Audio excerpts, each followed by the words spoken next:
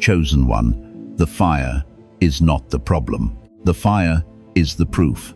I need you to sit with that sentence for a moment before this video moves forward, because everything you have been experiencing in the last season, everything that has felt like resistance and difficulty, and the specific, grinding pressure of a situation that refuses to resolve on your timeline, looks entirely different when you understand what the fire actually is and why it arrived in the financial season that it did. You have been reading the heat as punishment, as evidence that something went wrong, as the sign that the promise was not real, or that your preparation was insufficient, or that the breakthrough you have been standing on is somehow less certain than you believed. And every single one of those readings is wrong. Not partially wrong, completely wrong, because the fire that you are standing in right now did not come to destroy what you built. It came to prove that what you built cannot be destroyed. And those are not the same thing. Those are not even close to the same thing. And the chosen one, who understands the difference between them, does not shrink from the fire. They stand in it with the full confidence of someone who knows exactly what the fire is doing and exactly what it is going to produce when it is finished. 3 days ago, the pressure reached a level that made you question everything, not in a dramatic, crisis of faith way, in a quiet, exhausted, deeply personal way. A moment in which the gap between where you are and where the vision said you would be by now felt not like a challenge to push through, but like evidence accumulated, heavy, hard to dismiss evidence that maybe the vision was wrong, that maybe the preparation was not enough, that maybe the fire is just the fire and nothing else. And in that moment, something in you, something underneath the exhaustion, underneath the question, underneath the accumulated weight of the season, held, not loudly, not with celebration, with the quiet, stubborn, almost involuntary persistence of something that was built to survive exactly this. That held because it was made of the kind of material that fire does not consume, it refines. Today you receive the complete theological framework for what that material is, what the fire is doing to it, and why the season that has felt most like defeat is actually the season that is producing the most significant financial transformation of your life. Welcome to Chosen Wealth Wisdom. The chosen one does not escape the fire. The chosen one understands it.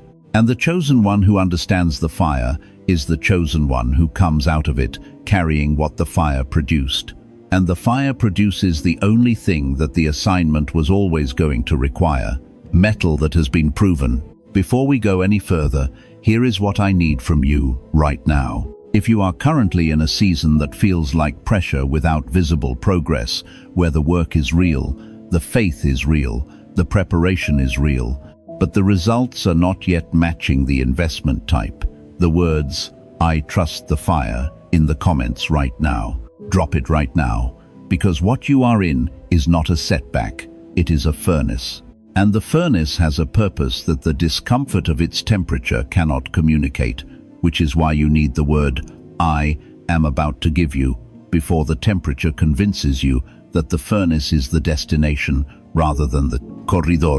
And subscribe to Chosen Wealth Wisdom before this video ends, because this channel is the ongoing intelligence briefing for the chosen steward, who is navigating seasons that look nothing like the promise, while carrying the unshakable internal certainty that the promise is intact.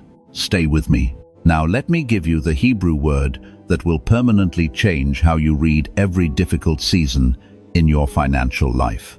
The word is tzaraf, spelled T-Z-A-R-A-F, and it is one of the most important words in the entire vocabulary of the Hebrew wisdom tradition. Tzaraf is the word for the work of the refiner. It is the word used for the specific, skilled, intentional application of intense heat to metal for the purpose of transformation. The ancient metallurgical practice in which raw ore is subjected to temperatures far beyond what is comfortable or survivable. For the impurities it contain, so that those impurities are forced to the surface, separated from the metal, and removed, leaving behind a substance of dramatically higher purity, higher conductivity, higher value. and higher capacity to hold and transmit the things that metal was designed to carry. Proverbs chapter 17 verse 3 says, "The crucible is for silver and the furnace for gold, and the Lord Zaraph refines the heart." The word for what God does to the heart of the chosen one in the season of difficulty is the same word used for what the refiner does to precious metal in the furnace. Not randomly, not punitively, with the specific, skilled intentionality of a master craftsman who knows exactly what temperature is required, exactly how long the process needs to run, and exactly what the finished product will look like when the refining is complete, because he designed the metal before he designed the furnace, and he designed the furnace specifically for the metal he intended to refine. But here is the dimension of Zaraph that most teachers never reach. And it is the revelation that will change everything about how you experience the fire you are currently in. Zaraph does not only mean to purify. The word carries within it a second, equally important meaning: to test, to verify, to prove the quality of. In the ancient world, the refiner's fire was not only the process by which impurities were removed, it was also the process by which the purity of the metal was confirmed. You could claim that your silver was pure. You could believe that your gold was genuine. But the only way to know, not suspect, not hope, but know with the certainty that the marketplace required and that the covenant demanded, was to put it in the fire. And if it came out of the fire at the same weight, with the same composition, with the same fundamental character it went in with, then the fire had not damaged it. The fire had certified it. The fire had produced the proof that no other process could generate. This metal is what it claimed to be. This gold is real. This silver is genuine. And the proof is that the fire could not take anything from it, that it was not designed to survive losing. Your financial vision went into the fire. Your preparation went into the fire. Your faith went into the fire. And everything that the fire is removing right now, the timeline expectations that were built on impatience rather than revelation, the strategies borrowed from someone else's assignment rather than received in the chedar of your own, the dependencies on outcomes that were never yours to control, the alliances built on convenience rather than covenant, all of these things burning away is not the loss of the vision. It is the purification of the vision. The fire is not taking what is real. The fire is taking what was never real enough to survive what the assignment requires. And what remains when the fire is finished? The timeline that was actually designed for your assignment, the strategy that was actually received from the source, the covenant partnership rather than the convenient one that is the gold. That is what Zaraph produces. And Zaraph produces it in no other way.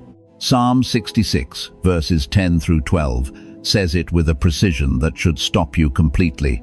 For you, God, tested us. You refined us as silver is refined. You brought us into the net. You laid a crushing burden on our backs. You let men ride over our heads.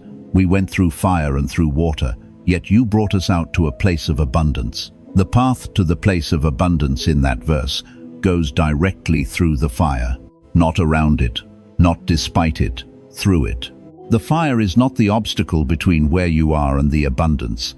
The fire is the corridor, and the chosen one who understands that the corridor has an entrance and an exit, and that the exit leads to what the entrance was preparing, does not stop in the middle of it. They keep walking, because they know that what the fire is doing to them in the walking is producing exactly what the abundance requires them to carry when they arrive.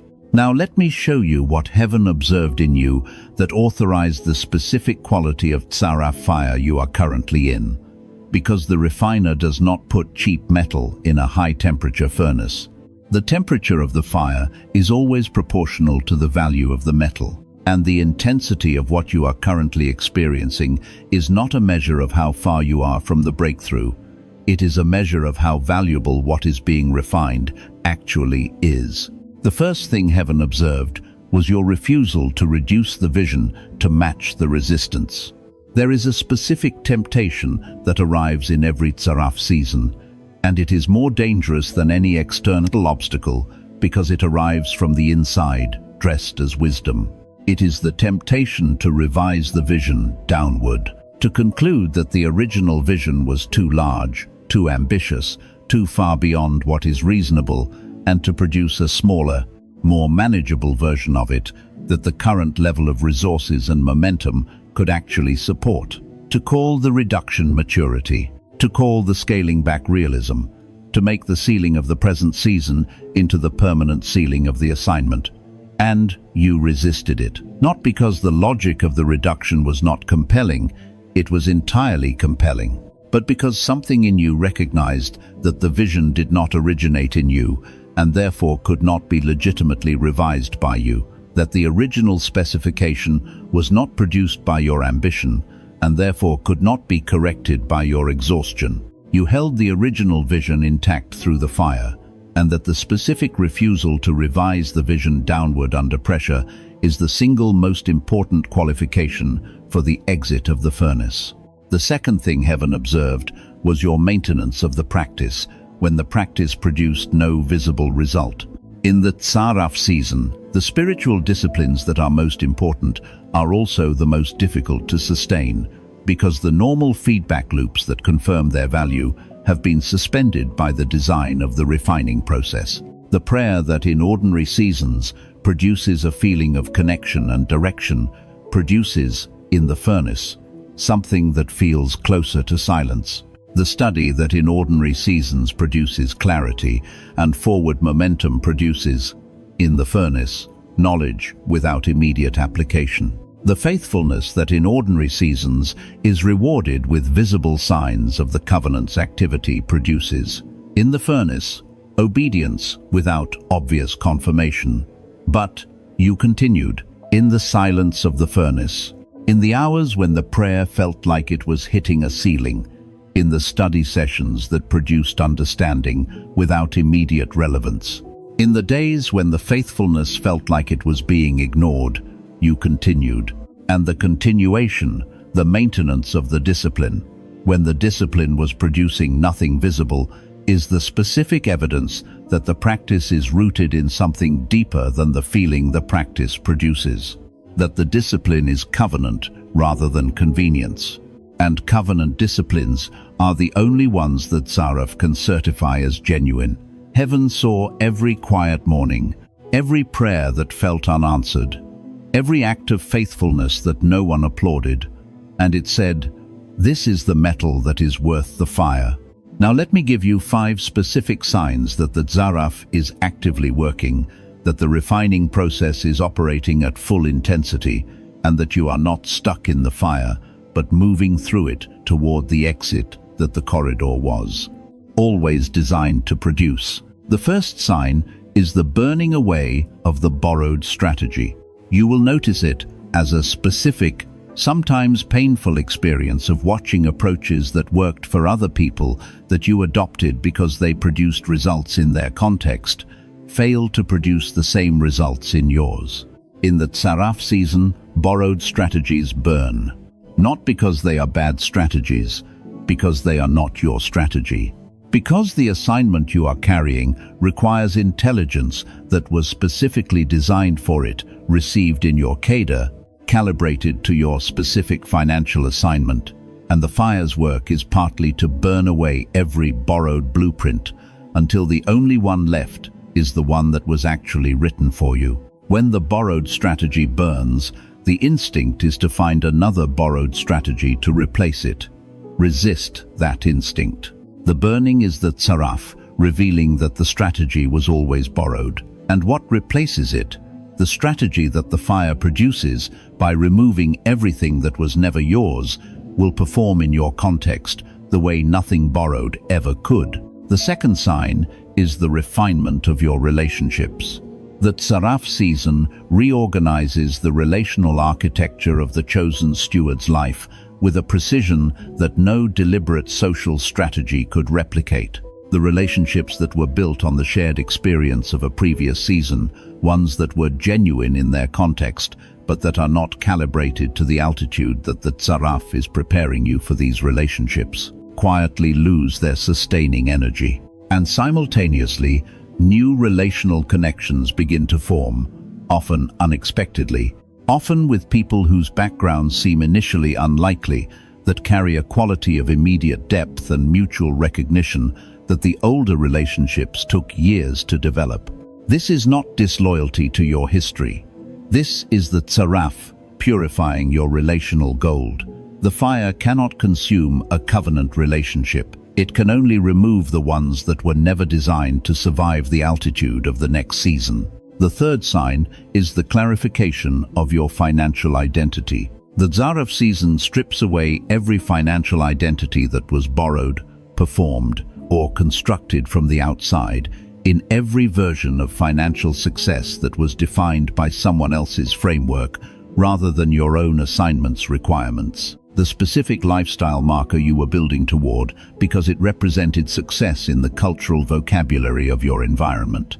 The income milestone that someone else told you was the threshold of legitimacy. In the fire, these borrowed definitions burn.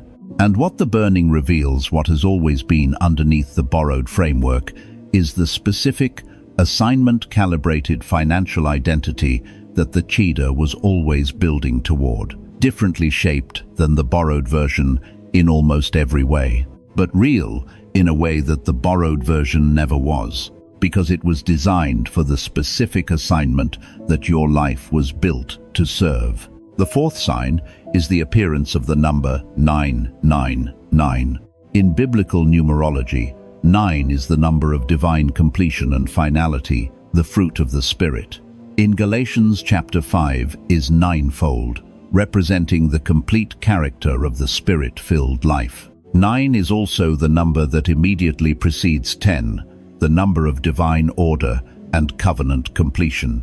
And when 999 appears in this season, it is not a coincidence and it is not decoration. It is heaven's precise signal that the tzaraf process is approaching its designed completion, that the refining work is in its final phase, that what needed to be removed has been removed or is in the final stages of being removed, that the impurities which entered the furnace with you are nearly fully separated, and that the 10, the divine order, the covenant completion, the season of the fully refined metal walking in its full assignment, is the very next thing on your timeline.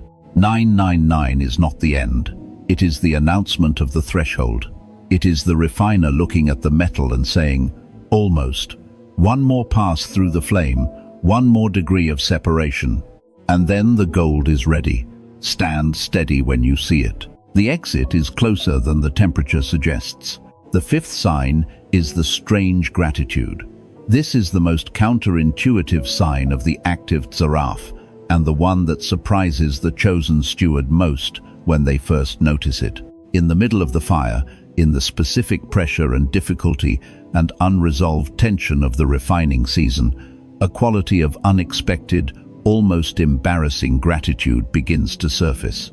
Not for the difficulty itself, not the toxic positivity of pretending the heat is comfortable, but a gratitude for the process.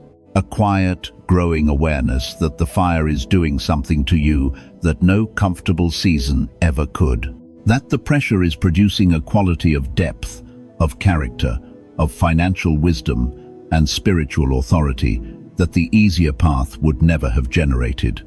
This strange gratitude is the metal beginning to recognize what it is becoming. It is the gold, in the final stages of the refining, experiencing the first intimation of its own purity. When it arrives, receive it not as spiritual performance, but as genuine intelligence.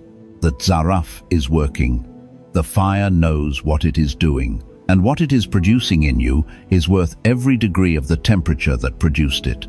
Now let me speak directly about the spiritual warfare operating specifically against the tzaraf season, because the enemy has a strategy for the chosen one who is in the fire, and it is precisely calibrated to the specific vulnerability that the furnace creates. He cannot extinguish the fire.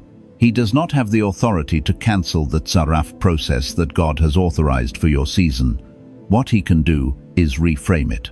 His single most effective strategy in the furnace is not to make the fire hotter.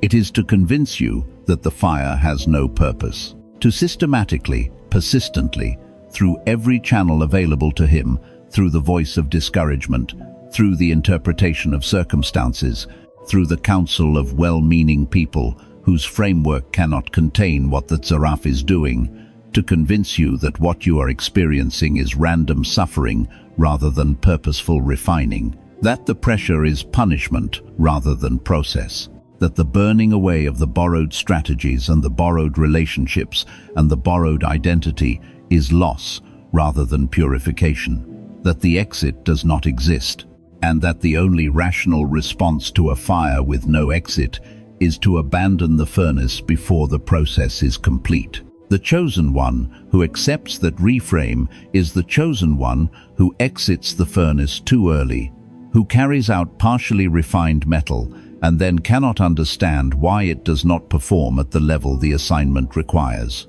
Not because the metal was not valuable, because the process was not completed.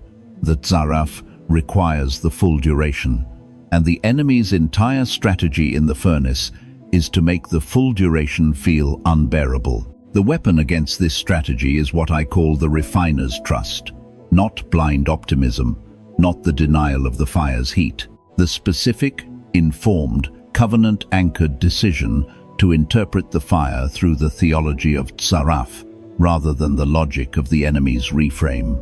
To say, not because it feels true in the moment, but because it is true beyond the moment, this fire has a refiner. The refiner designed this furnace. The refiner knows the temperature required.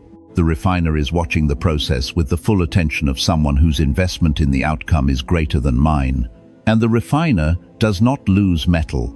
The refiner produces gold. Say this out loud right now. I am not being punished. I am being refined. The fire I am standing in was designed by a refiner who knows exactly what it is producing and exactly when the production will be complete. I refuse the reframe of the enemy. I refuse to call purposeful refining random suffering. I refuse to call the burning away of what was never mine the loss of what was always mine. The temperature in this corridor is the evidence of the value of what is being refined, and the value of what is being refined is the evidence of what the assignment requires me to carry when I exit. I trust the refiner. I trust the process. I trust the fire. Now receive the final activation. Hold both hands in front of you, palms facing upward, fingers open in the posture of someone who is presenting what they carry to the refiner, not gripping it, not hiding it, offering it. The vision, the strategy, the timeline, the relationships, the financial identity, everything you have been building and everything the fire has been touching, offered openly to the hands of the one who designed the furnace for the specific purpose of producing what the assignment requires from the material that you carry. Hold that posture for one breath. Let the offering be real rather than ceremonial. Then close your hands, not in fists, but in the gentle, confident grip of someone who is receiving back what they offered, because this is what the Tzaraf always produces. The offering goes in as raw material and comes back as refined gold. And say these words: I enter the fire with open hands. I offer everything I am carrying, the vision in its full original specification, the strategy in its assignment-specific design, the relationships that the process has been reorganizing, the financial identity that the furnace has been clarifying to the refiner, who knows what each of these things was designed to become. I trust the temperature. I trust the duration. I trust the process that looks like loss, but is producing purity. I trust the corridor that feels like it has no exit, but that Psalm 66 promises leads directly, inevitably, and without exception to the place of abundance that was always waiting at the other end of the fire. I will not exit early. I will not reduce the vision. I will not replace the refiner's timeline with my own. The Tzaraf is working, the gold is forming, and I receive back from the refiner's hands everything I offered purified, certified, and ready to carry the weight of the assignment it was always designed to serve. Amen. Now, receive this decree over your Zaraf season. I declare that the furnace you are standing in right now is a covenant furnace, designed by a refiner who has not made a single error of temperature or duration in the entire history of his work, and who is not beginning now. The fire is not random, the pressure is not accidental, the timing is not a mistake. Every degree of heat has been calibrated to the specific composition of the metal. Every day of the process has been measured against the specific requirement of the assignment. And the refiner who designed this furnace has already seen what you will look like when you walk out of it. And what he saw is the reason he did not reduce the temperature to make you more comfortable. The comfort of the metal is not the refiner's goal. The purity of the metal is. And the purity he is producing in you is worth every degree of the temperature that is producing it. I declare that the 5 signs of the active Zaraf are fully confirmed and fully operational in your life right now. The borrowed strategies are burning away, and every strategy that burns reveals the space where the assignment-specific intelligence was always meant to be deposited. The relational architecture is being refined, and every relationship that cannot survive the temperature of this season is being replaced by covenant connections that were built to stand at the altitude the assignment requires. The financial identity is being clarified, stripped of every borrowed definition, and revealed in the specific, assignment-calibrated form that the Cheda always intended. The 999 is appearing as heaven's signal that the process is in its final phase, that the exit of the corridor is closer than the temperature suggests, and that the 10, the divine order of the fully refined season, is the very next thing on the timeline. And the strange gratitude is rising, the metal beginning to recognize its own emerging purity, the gold in the final stages of the refining, experiencing the first intimation of what it is becoming. I declare that what exits the furnace will not resemble what entered it, not because the fire destroyed it, but because the fire completed it. The vision that entered the Zaraf as raw ore exits as refined gold. The strategy that entered as borrowed blueprint exits as assignment-specific architecture.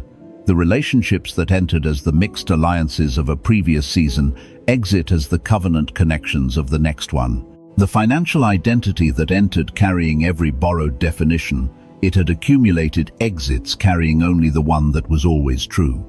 And the chosen steward who enters the marketplace carrying that quality of refined, certified, furnace-proven gold will build with a precision, a sustainability, and a supernatural momentum that no amount of unrefined enthusiasm could ever have produced, because the market can feel the difference between metal that has been tested and metal that has merely been polished.